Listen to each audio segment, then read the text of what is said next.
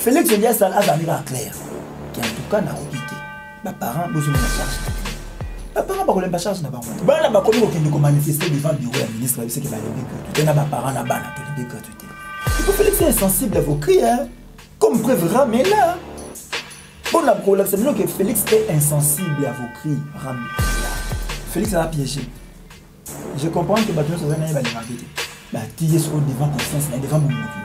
Si on le fait Félix à relaxer, est-ce que Azaka sincère, toi Azaka jamais sincère. Et le quoi boire qui malonne. Il y a moi c'est retrouvé dans les kadima. Lelo Lambert Mende au Malanga. Il était dans RCD porte-parole.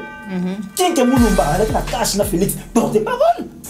Il y a RCD, les gens qui ont tué les Congolais. Lambert Mende c'est les seuls Congolais azala mobutistes, kabilistes, les locaux tshisekidistes. C'est les seuls. Moi, ça ne m'étonne pas.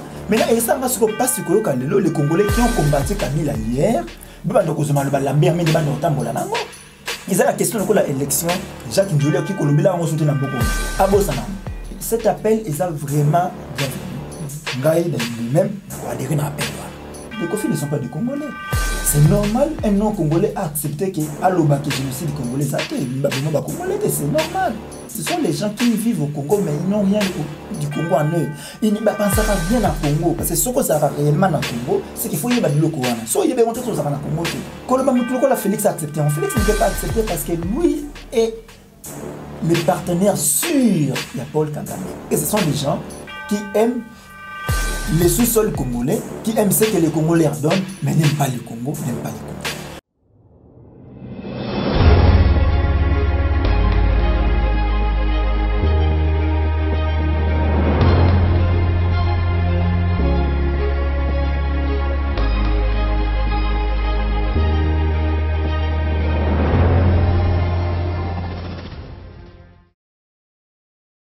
Esengo ya kokutana na bino lisusu mukolo mwa lelo bandeko balandi ya Plus Clair Télévision, la chaîne de vérité, la chaîne qui vous informe en temps réel, mbote na bino. Tozali na esengo ya koyamba pona bino mukolo mwa lelo mwana mboka Zaiwa Congolais Moustapha bosepelaka na lolenge na ye apesaka makanisi en rapport na mami matali mboka na biso yango mukolo mwa lelo tokosolola mai matali situation sécuritaire à partie est de la République démocratique du Congo mais pas wapi incursion ya armée rwandaise islamaki bongo kosalama na mboka na biso tokolobela ngo na kati émission na biso mukolo mwa lelo tokolobela mami matali enterrement ya Ronsard ya Denis Kadima koute pa ya Mbosso Kodjo azali mokambi ya Assemblée nationale tokolobela mai matali grève ya ba enseignants sans plus tarder na pesi na bino sur matondo mingi vous allez belé vous allez kolanda biso merci na bolingo pe na confiance vous allez ko renouveler chaque jour na kati ya la chaîne de vérité yango yambona banda déjà na pesa invité na maloba na kopesa matondo mingi na yo popola yombe ozwami si ma caméra matondo na cordo pe mafiku na Joël Gonago chasseur d'images na bosanité Christian Bopate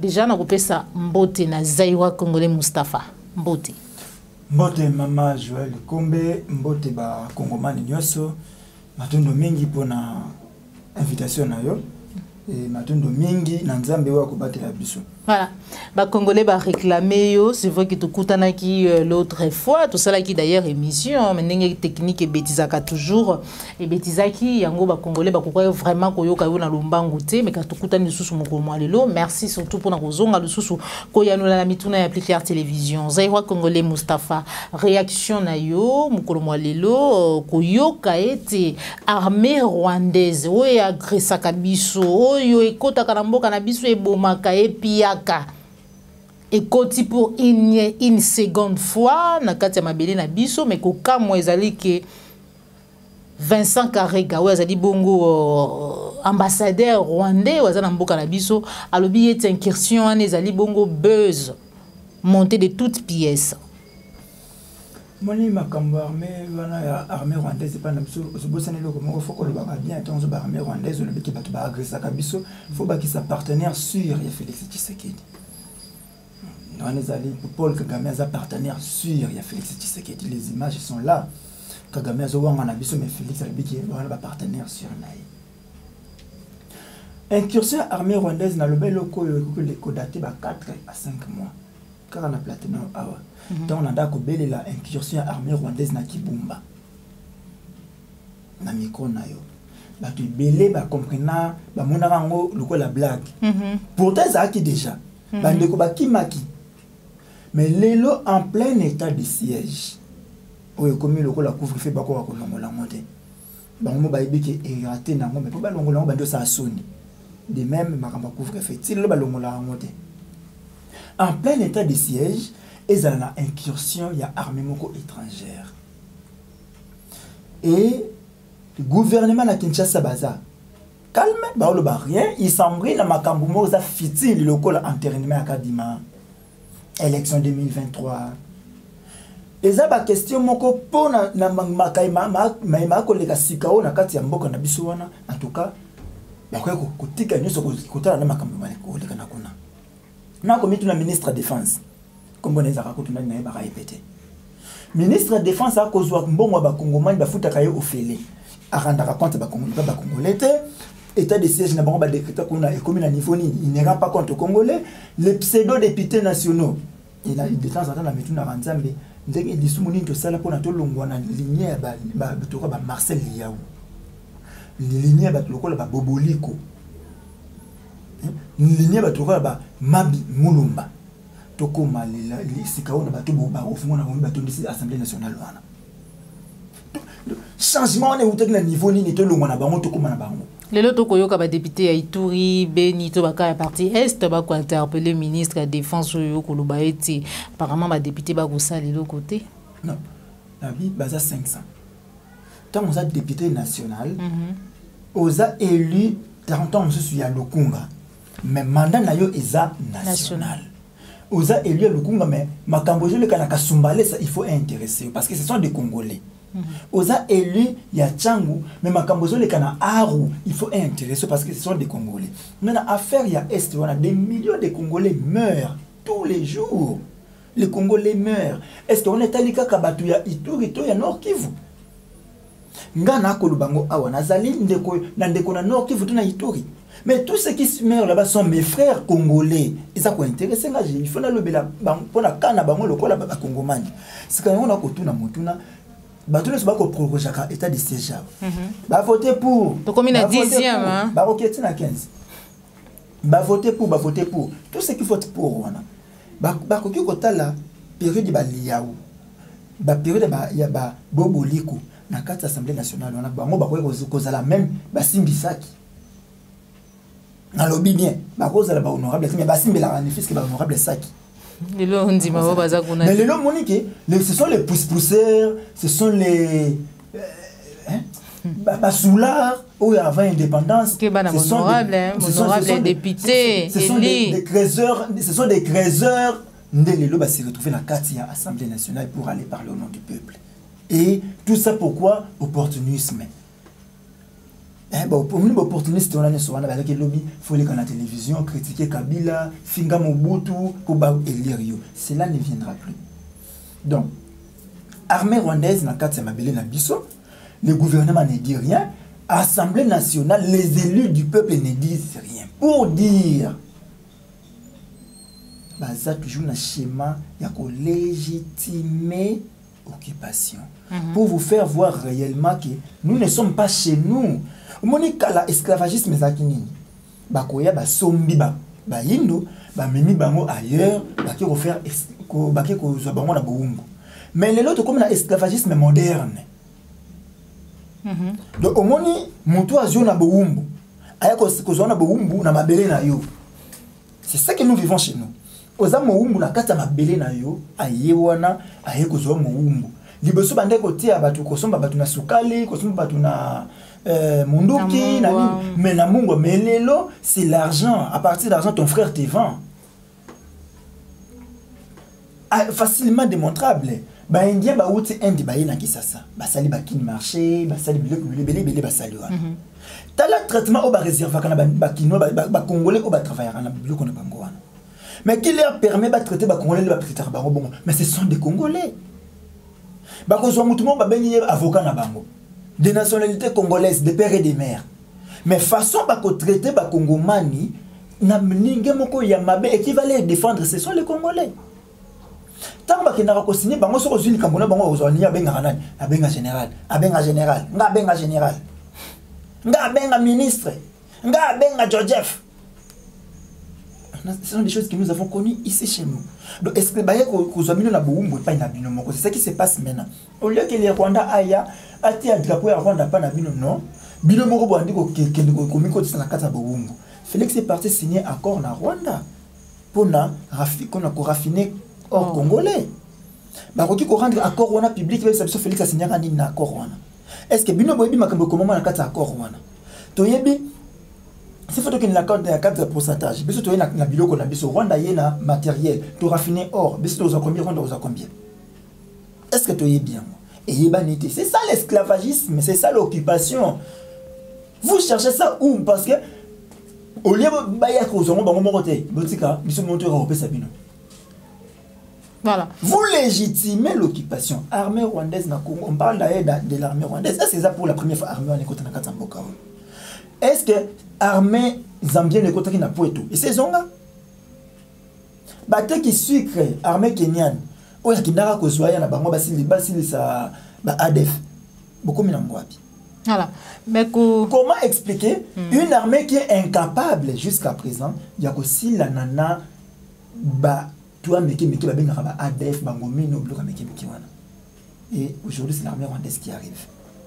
Aujourd'hui, c'est l'armée rwandaise qui y arrive, mais Komona, Topeko Yoka, Vincent Karega, Kolobaye Tizali Bongo Buzz, pour une seconde fois, Toyoka Kayemro Kagame, à Boyaka, Topé à Niaka, à génocide Nabiso, président de la République partenaire Nabango, Alba qui était à Sengila qui n'a yé à Luka, Topé Azali Luka, Canal ou Soussou, pour être à répondre, Lélo encore alors que porte-parole, Nabango na Mapinga, c'est là qui a été incursué Salamaki, 6 villages, c'est là qui vont récupérer, c'est là qui vont Maboko Nabango, mais Vincent Karega, à l'objet des Ali Bongo Buzz. Tu peux continuer jusqu'à quand? Bon. Ce que Vincent Karega Loba, Koyoka Petio Kagame Loba, moi je ne peux pas les répondre. Il est basé à niveau d'Angate, Bazaba Namike, Barizona Kaloko, la Basosona Bantaba. Bazaba Namike. Bazaba Namike, parce que ce bazar qui batou. Donc, Bazana Bango du Batouté. Vincent Karega na Petit Kagame, Bazana Bango Batouté. Ce sont Batumoko, Mitou et Peta. Mais moi je vais répondre plutôt aux Congolais. C'est normal Kagame a beau ya génocide. Congolais. C'est normal parce que les Congolais sont rwandais. Mais qu'est-ce que nous, Congolais, tout ça, sur réclamer le génocide de Nabiso? Félix est parti pour s'incliner dans le mémorial rwandais. Massacre Makobola, Tingi. Félix, c'est ça les gars pour nous? Bitumba ya prophète ya docteur Denis Mukwege qui n'est là. Est-ce que si Félix a bêta ta tour à Mona? Biso to déclare que biloko bango baboya ini attaque ya village moko boye biso to réclamer yango toujours. Mais Félix attaque beta tour qu'on a si beta tour wana. Mais est-ce que apparemment vous dire que tant bino moko na bokoka bino moko bozo koka te. Vous voulez que les autres les fassent à votre place. C'est normal que Kagame a défendre oyaye ezalo ko langai na ndaku mona langa yibi dans cette communauté na ba no yibi tza le côté ba koselier. Voilà. Zéro Congolais docteur Denis Mukwege à défendaka à tombolaka ko tombola mungongo chaque jour pour être tribunal international pour na massacre ba tuerie donc génocide congolais ko ka vraiment ko sala ma pour être ba nyonso ba boma biso ba ko continuer ko boma biso ba samba le président de la République en tant que garant de la nation attend mukolo moko te to yoka ye ko soutenir démarche wana Toyoka Yemoko Paul Kagame Koloba, Toko Yoka chaque jour Vincent Karega Koboya Kayango, mais Kofi Olomide, artiste musicien congolais, et quelque part en rapport toujours na maetali musique, Nengebino, ba patriote, ba résistant, vous allez côté les la maezali distraction dans la musique, alors bi pays ba congolais ba sila kokufate. Mais est-ce que bino ba résistant, ba patriote, une partie à batunde bo reconnaître ka génocide, wana to etikala ko sala mati. Parce que comme on a Kofi Olomide Koboya ngo Félix a porté voix en athée. Qu'est-ce qui ne va pas? Na bandina na logo les bosso. Na longo la batuna so kombo la bango déranger na mboka bango na zonga na Denis Mukwege. Denis Mukwege na bazali na sima na bandina na bato yo ba comprendre moi déranger Ramboka. Quand vous prenez mutu kwa Kofi, banda na Nord Kivu, zonga na Goma, na Boma. Na to relier les 4 points extrêmes de Goma à Mwanda de qui mulungu kuna likolo ko tutana wati na Katanga. C'est vrai mutu kombo Kofi. Ces noms sont venus d'où? Les Kofi ne sont pas des Congolais. C'est normal un non-Congolais a accepté que aloba que génocide congolais ça té mbaboma ba Congolais c'est normal. Mais y'a mona mutu kolbana binoa. Massacre ya Makobola ya tingi. Ils ont inventé. Mais si ba koma soko ke na kisanga no kokota c'est ici repose les victimes ya Bitumbaya bemba na c'est jamais misiki. Robert massacre ya Makobola mémoire les ali batu bakoma batu alala massacre ya Makobola massacre ya tingi ceux qui basent bien monter c'est-à-dire ce sont les gens qui vivent au Congo mais ils n'ont rien du Congo en eux ils ne pensent à rien à Congo parce que ce que ça réellement dans Congo c'est qu'il faut y biloko wana so y monter ça na Congo et c'est le là monter na Congo c'est que non Mobutu a président Congo a on dit manaïta ebinaïta c'est que il n'a jamais été au Congo là faut laisser ces gens là. Quand Félix a accepté, Félix ne peut pas accepter parce que lui est le partenaire sûr de Paul Kagame. Félix confirme qu'il est un partenaire sûr de Paul Kagame. Tout ce que Kagame nie, Félix est un partenaire sûr, doit nier. Tout ce que Kagame accepte, Félix comme étant partenaire sûr, doit accepter. Kagame a en public que on te foutait la peine à Makamba, foutait la peine à Makamba Congo. Entre-temps, Félix a bien partenaire sûr. Kagame a wangani massacre na biso awa. Félix Paul Bango Boabi qui non a répondre na WhatsApp. J'ai d'autres canaux ya informer, ya répondre. Donc c'est tellement bizarre que yoka batu na ba lobanga et kango sangale. Parce que je sais que ce sont des gens qui aiment les sous-sols congolais, qui aiment ce que les Congolais leur donnent, mais n'aiment pas le Congo, n'aiment pas les Congolais. C'est un combat. Denis Mukwege, c'est un citoyen congolais. Le col a yonangai, basé na valeur républicaine. Réclamation là, c'est très fondé. Mais à Roki, quand on a réclamé les lotis, Mukolo Sokoya, le col angai na yo, tribunal à l'Eroyate. Ponani. Oyebi, Mukolo Moko na akina devant Monisco. Mukolo Bandeko na biso, première action na Rwanda. Bato bakendaka na Rwanda biso to kendaka na Monisco pour na makambo ya tribunal spécial. Kota ko pesa memo na biso toujours réponse. Makambo baloba na biso. Balobani. Makambo boko senga mise en application ya rapport mapping et ko dépendre na Monisco té. Et ko dépendre na unité et ko dépendre na gouvernement na bino. Donc c'est quel gouvernement DAC. Voilà. C'est le gouvernement l'ONU la Monisco et le rapport bablot ils ont fait les rapports. Voilà. Après étude, makambuto sali recherche et puis si boye. Mais après pour éviter que bloc ils ont assisté tout sali ba proposition. C'est ça un rapport. Ba sali proposition qu'il faut un tribunal spécial. Un TPI pour nako traquer aux alozaki ougandais, aux alozaki rwandais, aux alozaki français, aux alozaki angolais, aux alozaki portugais, aux alozaki nani, ce que boma ba congolais, il faut que kangama ou que samba na Congo. Vous comprenez? Si kabatu bako senga mise en application na moza banani, les Congolais. Kabila ne pouvait pas faire ça. Kabila ne pouvait pas faire ça parce que l'équipe na mingi baza cité na kata rapport mapping. Aujourd'hui Félix équipe na pas cité. Tout va partenaire en cas qu'on on a le soit alliance. Kabila batule mingi balaki na kati. Colonel Hippo. Balobi massacre de 93 à 2003. Or, bango basali soi-disant rébellion na bango wana quand na 98 de 97 6 à 97 qu'ils étaient dans leur rébellion. Tant que bakela ko tumba quand oya ba tutsi bisika ba afdeler ba botama je le dis toujours ba upo ba kimaka ba yaka ba kimaka génocide ba yaka ko fanda na kamoko na Congo et Kabila les pères comme il était sous ordre à Kagame a ordonné qui est abuma bango et malgré communauté internationale les qui a tika yango Kabila les a bombardés ebele bakufa ndambo batikalaka nde barescapé wana basala afdeler. Kabila Joseph ne pouvait pas accepter ça. Bafungola yango parce que Rotambola petit Rosimba ye. Il était de l'AFDEL. Alors, Kabila a accueilli. On espérait que Félix aille Bilokouane Rosala rapidement Rosimba. Mais pour vous montrer que Félix n'est pas là, en 2019, si pas 2019-20, Félix a refusé je crois 11 milliards ya Uganda faka futa na Congo. Uganda là qui condamné Bitumba na bango babunda na Rwanda de l'autre côté. Uganda bafunda ye, Uganda sambi, mais Kabila était incapable de refunda Rwanda. Uganda samba bazaki condamné. Il faut pas dédommager na Congo 11 milliards. 11 milliards on les a nyongoté. Et que do finolo bo sine mikanda to futa. Non, on les a ya tikotak. So boza na mbongo te, biso to kozwa bino le esclave, boye pa na biso bo travailler, bo loneli biso biloko, bo sala biso mosala 11 milliards pour bozongi. Mais quelle a été plutôt la réponse à Félix? Ils vont traiter à l'amiable voyage à Félix na Ouganda. Pour vous montrer qu'ils sont dans la même lignée.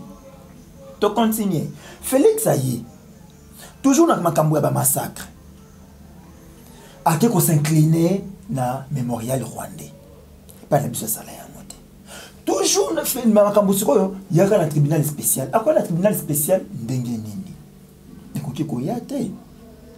Parce que lui et Kabila sont des meilleurs alliés. Il ne peut pas trahir Kabila. Akabona na Kabila debo Honorable Mukeba ya Emakaka Félix Telema Boumali Bala Kabona na Kabila. Mon état on zotanga ba kombo ba Mukeba ba Eliezer, c'est pourquoi je continue à demander pardon à ba Congolais. Bolimbi sangai makasi Nzambe alimbi sangai po na memaka candidature ya Eliezer Ntambo. Nzambe alimbi sangai. En tout cas, ceux qui même ba Congolais na erreur te de makambo so le lezaki. Na kozonga na ba Eliezer wana si ma même ba Congolais na Nzambe balimbi sangai. Balimbi sanga. En tout cas babara, il faut avouer et à moitié pardonner. Na ebi va balena liba Nzambe balimbi sangai. Pour na signer pardon pour la faute qui Eliezer. Alors, kozonga na toujours na makambo tribunal spécial. Félix ne peut pas faire ça parce qu'il y a Kabila bazaba allié. Il est partenaire sûr ya Paul Kagame. Oso tali batuni so babuma ba Congolais ba belungi ba nini na bango za kaminya ko bima zo na bango moi le colo. Ce sont des Tutsis rwandais. Des babuma ba Congolais et belé sont cités dans les rapports mapping. Mingi sous ba cité qui ba cité dans rapport mapping. Voilà, je vous cite l'homme de Roger Lumbala. A hauteur au cahier base de la République pour soutenir Félix Tshisekedi. Il était dans la rébellion. Lelo Lambert Mende au Malanga. Toujours comme qui défend Félix Lelo, qui défend tout ce qu'il fait, il peut défendre. Mais il était dans RCD, porte-parole. Qui Moulumba, avec la cache na Félix, porte-parole. Il y a RCD, les gens qui ont tué des Congolais. Donc s'il faut remonter, cet homme c'est qui? Moïse Nyarogabo. Il a cité Batubele Bazar na Katsa Lokoana. Il a cité plusieurs qui ont fait la guerre, entre autres de ces Samba. Ils étaient dans la guerre. Monsieur Nagama, il y a un MLC, monsieur Nagama, RCD. RCD. Donc, le Loaka. Déli Sanga. Alors, parmi les Kambi, les présidents. Il y a MLC. Donc, ce sont des gens qui ont la guerre. Donc, les gens Pierre Bemba qui sont avec lui aujourd'hui. Donc, s'il faut remonter, et les Bemba seront rattrapés. Apparemment, tout le monde sera rattrapé. Comment ça n'a pas sauté? Une épaisse. Est-ce que ça n'a souché? Qui a oublié que partout où Afdel Abandé Kozua, le territoire, la province, les gouverneurs étaient de l'UDPS. Chadak était militant de l'UDPS. Maniema. Chadak a comme vice-gouverneur il y a Maniema dans Zelani. Tango UDPS a Nani, FDL les Maniema, et na Chadari. Militant de l'UDPS. Militant de l'UDPS. On donnait aux militants de l'UDPS. Voilà.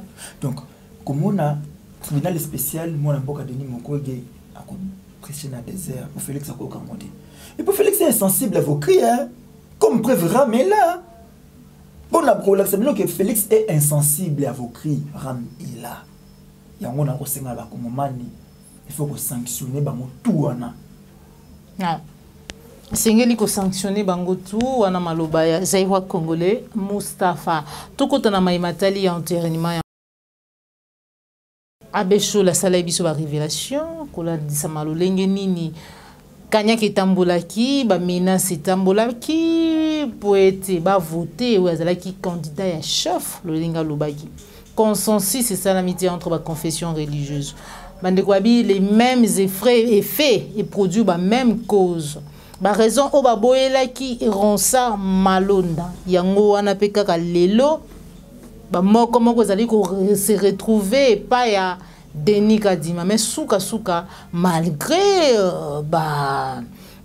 n'habité ba menace ya bande ko mususu malgré aussi ba avertissement ko outé pas bande ko lamuka Denis Kadima entériné lelo président Aseni tokozela ordonnance ya Félix Antoine Tshombo Tshisekedi Mukambiamboka est-ce que a signé toi a signé ta kozonga sima pour les mêmes raisons que hier.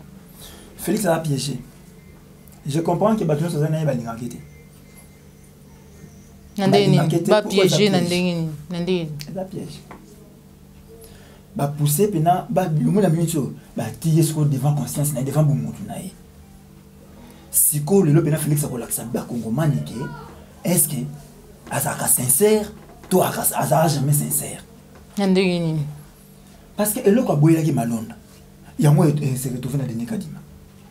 Pour lobby, 5 ans à SSC et Boyaki Malonda. Lelo, 5 ans à SSC et Boy Kadima. Lobby, batwa kende kote ka PV zaki soni ka futa. Église de réveil. Lelo batwa kende kote ka PV zali église de réveil. Dodo Kamba. Et ce qui est encore grave, c'est Ria Malonda, ba révélation au salami lelo et ça a maquité. Mais tout yo ba révélation au salama. Et qui te réponse il y a Lambert Mende pas ya Bécholé.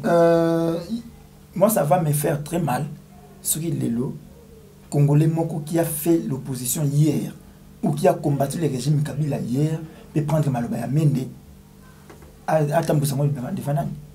Donc la même c'est les seuls congolais azala mobutiste, kabiliste, lelo comme tshisekediste. C'est le seul Congolais où azala beta pour anato azala mobutiste, azala kabiliste, lelo chilomboliste, azala même pas tshisekidiste mais chilomboliste. C'est le seul. Donc moi ça ne m'étonne pas. Maintenant et ça parce que passe que lelo les Congolais qui ont combattu Kabila hier, bando kozoma le balambé mais des bando tambola nango. Il y a des gens na bon ils vont faire se taire à jamais. Appendice chaud le mabé. Non, il ne peut que faire ça. Mais moi, ce qui va comme ça les années. Hier, nous. Voilà. Non, mon verbe facile. Hier, les mêmes Batouana, la Fingaki, l'église catholique, qui étaient dans les faux. Donc, l'église catholique, c'est bon, il faut pas quitter le pouvoir. Les églises de réveil ont soutenu Kabila. Na l'union na katikala. Lelo, l'église catholique dit que les Kamzela bozuana yangote. C'est la même personne, il y a Lambert Mende de Borotambo, il est dans les bons. Non, ça, c'est que Batouza Suna Moutouté. C'est que lobby vous allez voter Kabila. C'est que lobby vous allez voter Kabila Zonga. Je comprends pourquoi la Kabila Zonga, je comprends. C'est comme le lobby qu'on dit, mais c'est que lobby vous allez voter Kabila Zonga. Vous oubliez l'essence à combat, mais là, qui lobby pour un sentiment, il y a moi, on doit avertir tout le monde. Moni batna soto kabona le to beba na pona pouvoir à Félix. Moi je vous dis déjà nga rancunier. Nga colérique. Vous avez rancunier. Pour la bosse na mabete. Non, mon na sa bolelo ko sanga mala mo bona bosse mais so sali mabe to na bosse na mote. So yeba ke mabe o bosse la congolais bosse la Congo mobimba. O mabe o bosse la ko rattraper ata bana na biso lobi na bakoko na biso mabe ko rattraper bango. Et vous pensez que so Félix le pouvoir lobi to songa na bande ko. To sa su bande ko ta. Non,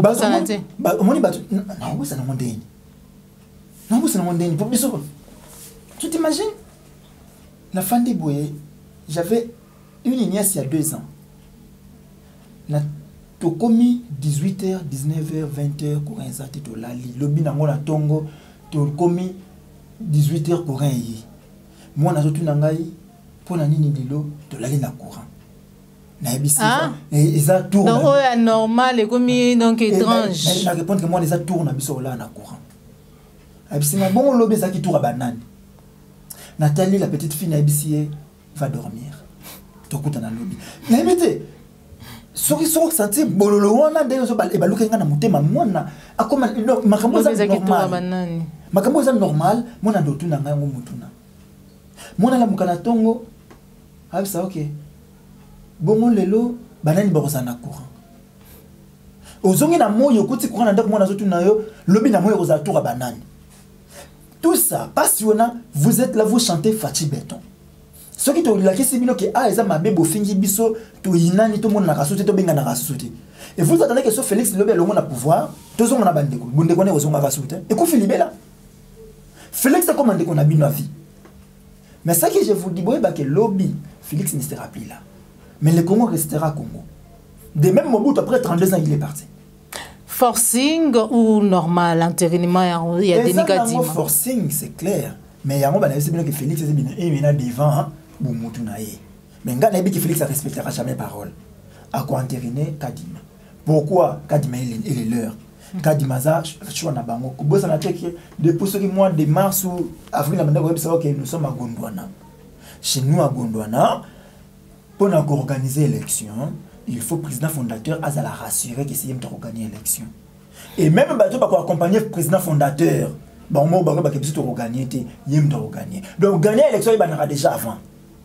Comme preuve, tu vas déjà cours constitutionnel, on a mis Guy Denis Kalouba. Il va rendre verdict. Tu es de l'autre côté, na Séni, tu as l'élection, résultat provisoire, Kadima. Alors, il y a plein de choix. Félix vous prépare tricherie à Makas en 2020. Mais là, yoki mawa, muto ko lobezana ni Jacques Njoli. On a su ba confesseur religieuse yo kanité, bazongi sa makambona eloko ba benga ni ministère intérieur. Et ça na batu musu na mboka onde nyoto ko lobaki. Ba on ba ki ko loba souté. Ata na point de vue. Ata na point de vue ma pesa. Ya loba ya mota alobela ta mutu musu ke ko loba yete. Ils ont la question de la élection, Jacques Njoli qui ko lobela on souté na mboko. Abosa na. Est-ce que Jacques Njoli a été au Congolais en face? Ah, mais c'est bon, on a gagné l'élection en 2011. Boyazaka, premier vice-président Yasseni, en charge de l'organisation de l'élection, Oyo Ngoimulunda a proclamé Kabila. So Jacques Njoli a été au gagné l'élection de Zalaki et Etienne Tshisekedi. 5 ans avec le cardinal Mosengo Balobaki, Etienne Tshisekedi. Félix Tshilombo Tshisekedi Antoine, Alobaki Penani, Etienne Tshisekedi. Parce que Jacques Njoli a gagné l'élection. Kabila, tout Tshisekedi. Avant de mettre un point de vue sur ma campagne d'élection, malgré ma marche,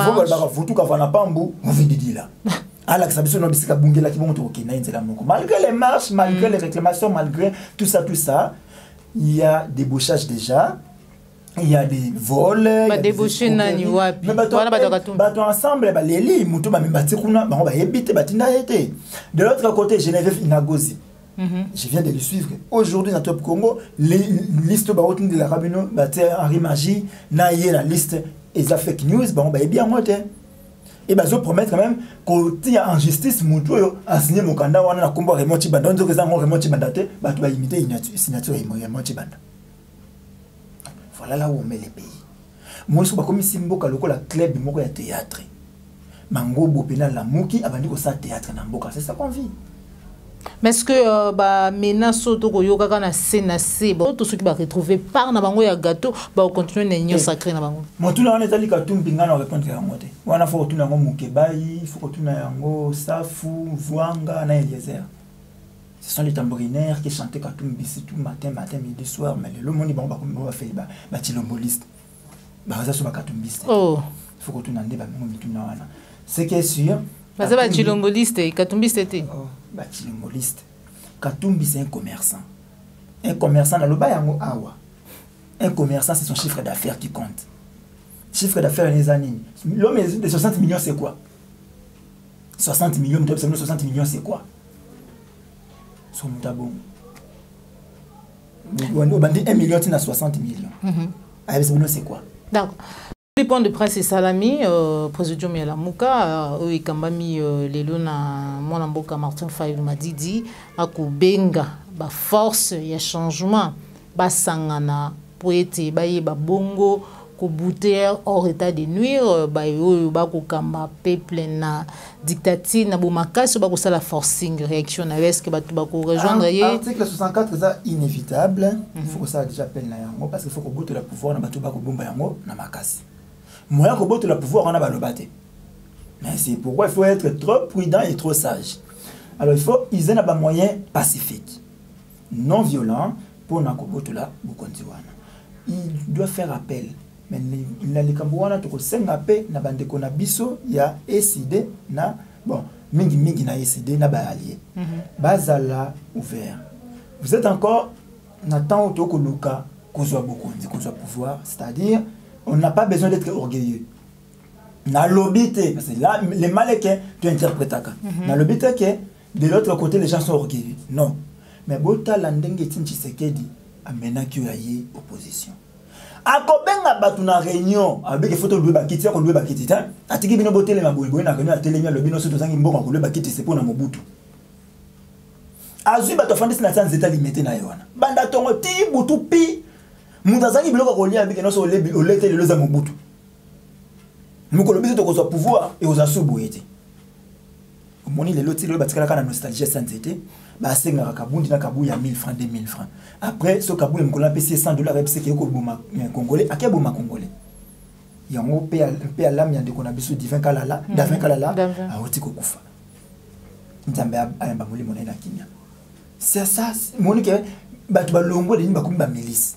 Alors cet appel est vraiment bienvenu ngai de même na ko adhérer na appel wana ngai déjà na lobby yango ouvertement Kenin ngai na adhérer na appel wana po abengisi abengi bakongo abi moya mai etumba wana ye moko ezali ta bengisi na ko sala ngona nzela ya kimia na ko sa mokanda na ko senga kokutana na ye moi kana ko lukana tena nzela ya téléphone te ndenge na sala ki na Eliezer na komelie yo mutu o komele message ou sali motema pasi makasa panzi yango na ba groupe yango moni asali message asali groupe akeko koyamba bandeko na ngai activiste belé akena bango na biko ya mboso pona ko sala apesa ki bomba $50 le bafota transport apesa ki bomba $50 basengi bomba bâtiment baseni na ba CV ngo sala ba CV bo pesa koto ndenge sa bongo ba namba na mer ba bomi komba ba bimi na komba bo ba CV na bango kokota kala te mo lelo to poso ya tu te comme ba mardi qu'on a ba kokota ba CV to on so koti CV bande ozela musala te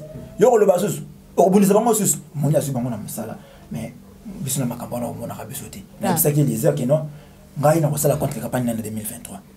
Il est lycée. Il est lycée honorable. Dès la salle qui campagne en 2018. Nous la salle qui campagne en 2018.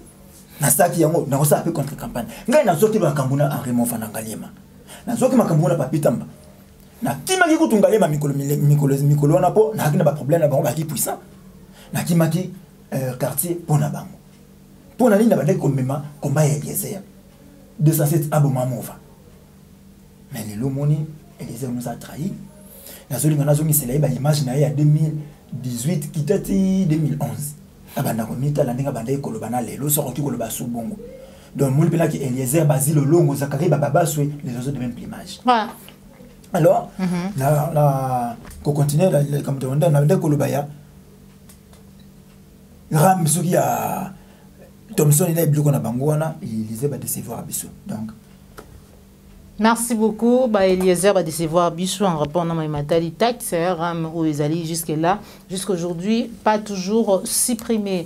Réaction na yo, ça y va congolais pour tout chiti wana, répondant à ma matali bitelo, tout puis kelasi ya bana bakutanga telo lenge lungobani depuis gratuité de l'enseignement yé toyoki ministre enseignement asili bongo ko supprimer na nini fiche de paye ba enseignant misusu et puis bitelo misusu ekangami ou alonu na makambu est-ce que ya ne vraiment bana bakutanga kelasi lenge lungobani to ba ko envisager boyokani entre ba enseignant na gouvernement kimia.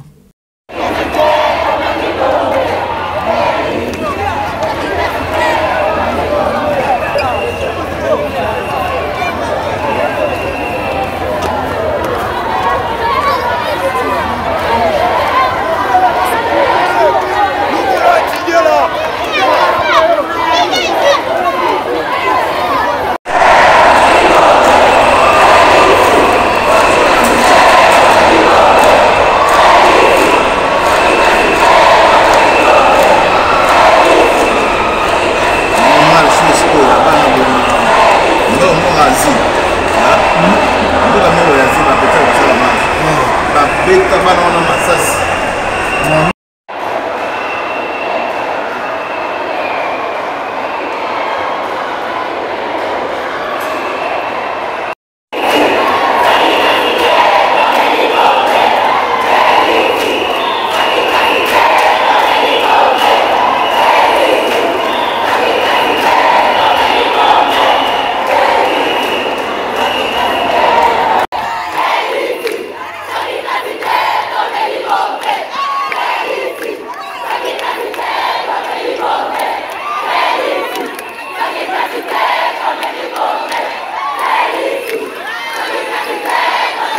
En direct du palais du peuple. Ah oui. C'est terrible.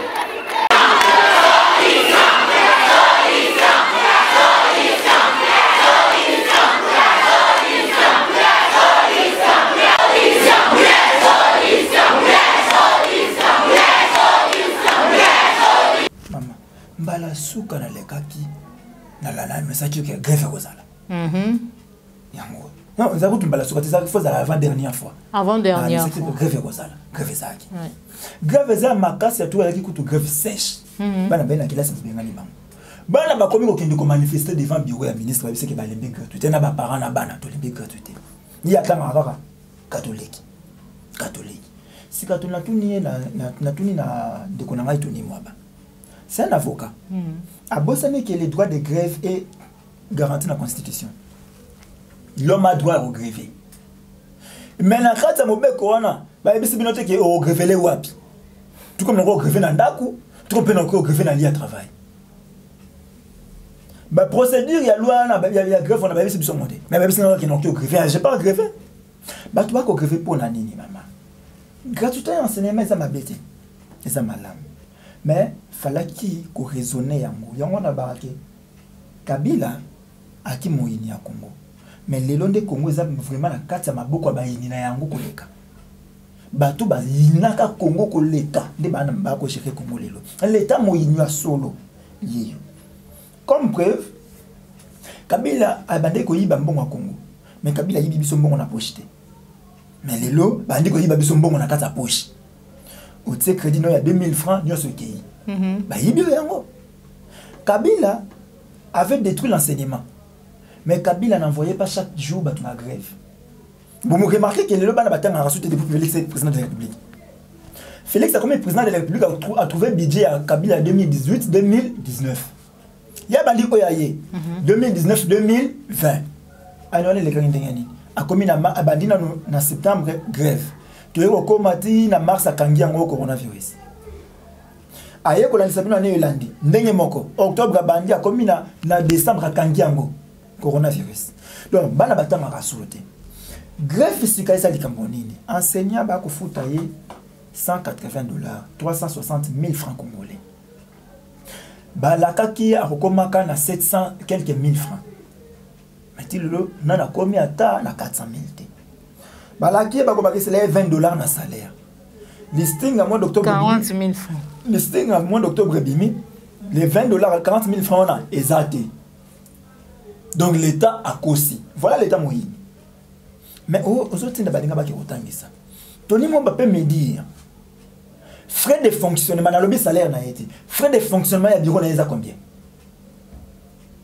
Félix Tshisekedi Tshilombo Antoine a rendu que frais de fonctionnement à bureau n'a combien? C'est de notre droit aussi à Koyeba. Nous sommes des citoyens congolais, c'est notre argent. Mais Kabila Joseph, qui ne fait rien en Bokaou, a un salaire de $680 000. Mais enseignant, autant que ça, moi, on a de 7h à midi. Vous payez 360 000 francs congolais, donc moins de $200. Mais c'est diabolique. Et puis, vous voyez qu'il y a un côté de ma parents. Et il y a certains parents qui ont habité. Tant que tu gratuité ba on ba ke ko boka bana na ba ekolo ba balinga ki bana batanga et ça mala moto sepeli bana batanga kuna. Mais est-ce que zoyeba enseignant wana ye kotangisa mona na nzala otangisa ndengani balobi na bino motiver ces enseignants idée wana tata mosengo apesa ke zaka pona nini tango makambo gratuité période ya Mobutu et comment qui problème nde asenga ki na ba parents ba ya ko supplier au l'état ko repesa te. Exemple, l'état a foutu $180, mais na $180 on a loin d'akwa combien? Transport na fout aboni. Na ko lia nini? Yango parents ba le bi bon, ngai na ko motiver enseignant na ba ki se lié le meilleur boy. Mais na lingi siko ndenge na personne bon na ngona comme exigeant. Atambu le beti moi na ngatanga. Alors moni sikao komike sikao les alaki atambu les obeto zo mona muto bima na 5h na siambula akoma na ite le poata misa mwana po na lia kimbonga ba parents. Siko lelo. Bakati ngana mbonga ramba lobi yango nde efutela ngai e ofutanga na fin du mois. Sika tango mbula mukeka ke bandi na lali. Na okende tan. Tango na la muki na tongo balobi lelo nde ba futi mbongo na banque. Mais 5 euros ki bo se trouver 5 enseignants na classe bazate, ba ki ko landa mbongo na banque. 3 jours enseignants kata wala landa mbongo na banque. No ça qui est très fictif, mbongo zonga ki faut ba ndako landa ngo. Une semaine ya kana eta landa mbongo na banque. Oh non, comme on est mon quitté, à quoi on est la banque 2 semaines, enseignant à la classe. Au retour le côté. Pendant que c'est temps, on a banque qui toujours. Manœuvre banque qui. Mais à Rosanna, mon salade. Pour la ligne, avec qui n'a qui bon apparent. Partager un secret n'est pas la corruption. Félix Olia Salazar clair, qui en tout cas n'a pas quitté. Mes parents, vous avez la charge n'a pas. Mes parents, pas la charge n'a pas monté. Merci beaucoup, Zaïwa Congolais. Tout comme nous émission à Bisso, Popo la Yumba pour ça la Bisso déjà signe. Merci pour nous répondre à l'invitation à Bisso. Merci na baignon sur Bozala qui vraiment est belé pour nous colanda Bisso mukolo malelo. Émission vérité de tous côtés, émission sur la kamami matali politique et sociale. Il y a vie à bas Congolais. Ndé tout comme bon na suki émission à Bisso. Maintenant on a Popo la Yumba bozoma qui si ma caméra, mais kasi ya moto kabona na yo Zaïwa Congolais numéro na yo téléphone pour na bayo ko zanonsinga na. Plus 243 89 92 31 570. Plus 243 89 92 31 570. Okay. Rameza diabolique. Rameza escroquerie d'État. Rameza likindoki. Rameza moibi. Rameza na kombo mususuté. Voilà. Merci beaucoup Zaïwa Congolais. Merci Nakordo Pimouafoukou, Joël Gonago, Jacques Makabou, Papa Alphonse Sala. Papa Laurent Bongonza, Félix Mbatika, Momaboko Banque, on a besoin de Jean Bembe Ouest, Pinabinonion, Sobaye Bossi Pilakana, Moussala et Maman Joël Kombe, vous informer à temps réel, les Ali Bongo d'Ivoire Nabiso, et Tokutani Bongo Mbalasi, Masuki Nkolo Abateli Biso, c'est pas une émission Oyo, likez et partagez, ce que les Ali Mbaladi Bosso Landabiso, Kobo Sanate, ko s'abonner à la chaîne de vérité, la chaîne qui vous informe à temps réel. Au revoir.